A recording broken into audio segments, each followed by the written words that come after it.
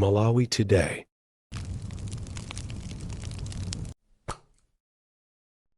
Kukulandirani kwina kulikonse kumene muli pa Malawi lero tikupasirani zimene wayankhula Comrade Ntanyiwa pa Limpopo FM. Ndikhulupirira kuti Comrade Ntanyiwa tonse tikumudziwa kuti ndi munthu mmodzi amene amayankhulapo zinthu za ndale zobisika mdziko mwathu muno Malawi. Tiye tikhale limodzi. Mwadzuka bwanji ya Malawi nonse konse kumene muli. This is your own son Comrade Ntanyiwa on Limpopo FM. Tabwera chigawo cha kumamawa kuno kuti tikutsimikizire na Malawi kunoti Samia Sulaimani pano patikuyankhula pano apita ku koti.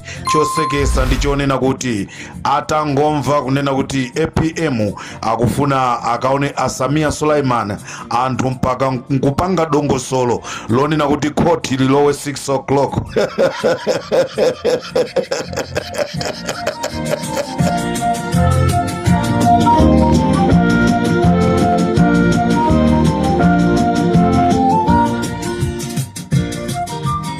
Andu aku Blantyre chimene ndaona ine akamapanga zinthu samapupuluma. Amayamba kaya kumamuwerenga munthu nde akafika pajapo kuti amuwerenga ndikutopa naye nde amazuka sopano. Ndaona Blantyre yatu yatekeseka, ndaona Blantyre yazuka.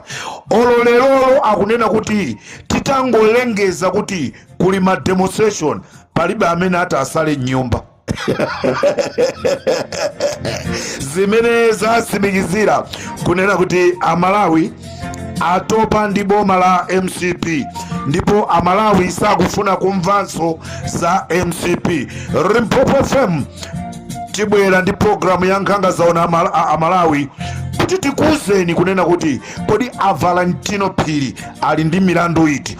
Tikufuna tu tizifananisa kunena kuti pamene MCP akupita kukampanga Mwanamveka, MCP akufuna kukammanga Chisale, MCP akufuna kukammanga wakuti.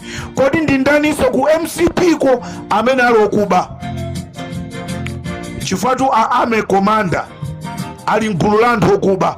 Tili ndi mapepa lawo pa Limpopo FM amene anayenereka kupita ku koti ku Anti-Corruption Bureau, koma zonsezo zangokhala pe nde ife ali Limpopo FM tinakalowa ku Anti-Corruption Bureau ko tatenga makalata amene akusonyeza kunena kuti Valentino Phiri anaba.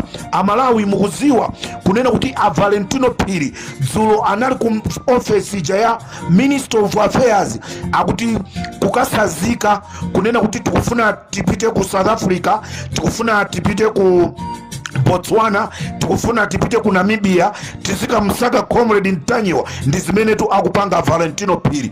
Nde tisana kumane maso ndi maso ndi Valentino Phiri. Tufuna tibwere ndi makalata azimene iwo akhala akuchita kuti Amalawi aziziwe. Ndipo pa Limpopo FM tili nazo ndikuti Blantyre yatu yakamoto. Nagona kudedza koma ndazuka ndi usiku kulawirira kupita ku Blantyre kuti ndikaone ndekha, koma ndikuti matayala anawo chanyamata ndikumavina nyimbo pamenepo mpaka ndinazifunsa kuti kodi chisankho chaponyedwa, wawina ndi ndani, aliya si chisankho, tabwera chifukwa cha Samia Sulaimani.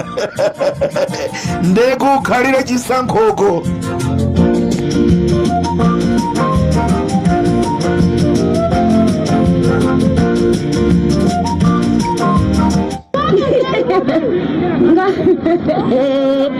Abolisa nyomura jimanga mauja kumanya aunawira nacho abolisa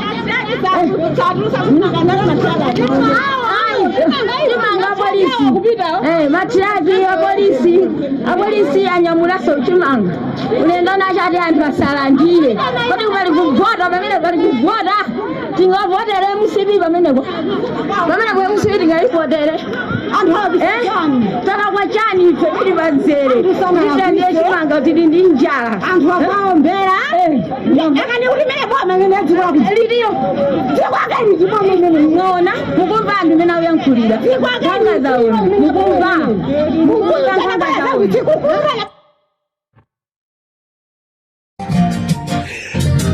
mai wanga nkhanga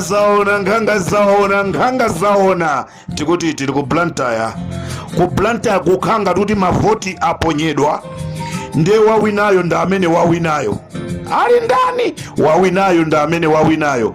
This is Comrade Ntanyiwa pa Limpopo FM. tikuti nkhani za Asamiya Suleiman panopa zikhala zikulowa ku koti atangomva kunena kuti APM mtsogoleri wa DPP akupita ku koti milandu akuti yambe 6 o'clock kuopa gulu. Ndiye ndikufuna ndikupempheni nonse amene mmakonda chipani chija cha DPP tiyeni kumeneko, tiyeni mukachite sapoti azitsogoleri anu musasiye okha.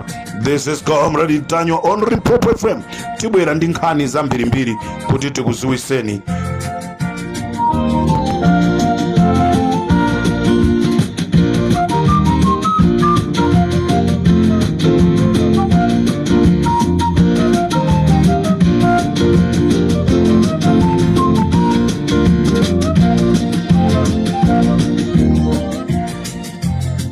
Lero ndikuti mkhanga zona ndikhala ndi ma evidence okhaokha, ndikhala ndi ma evidence awo anabaza kuti makalata awo akukhoti amayembekezera milandu yake inakathesedwa. Awo anakalanda malo ndipo abwana awo anapita kukayimirira ndi kukathesedwa. Lero ndibwera ndi ma evidence okhaokha, ndimanena zonena kuti anthu apita ku Jamaica amakana. Lero anthu aku Jamaica angotumiza chithunzi kuti comrade ndizoona anthu ali kuno amaso amazira amene mmangotuluka anyamata arege okhaokha. Limpopo ndi Comrade Ntanyiwa. tikumane muchigawo china tithamange pa ground timve kuti chikuchitika ndi chani nkhani ya Asamiya Suleiman pamene anyamata ena a Limpopo ali ku Lilongwe. tikhala tikulumikizana nawo kuti atiuze kunena kuti kodi ku Lilongwe zikuyenda konso bwanji kumeneko mwanamveka. This is Comrade Ntanyiwa pa Limpopo FM.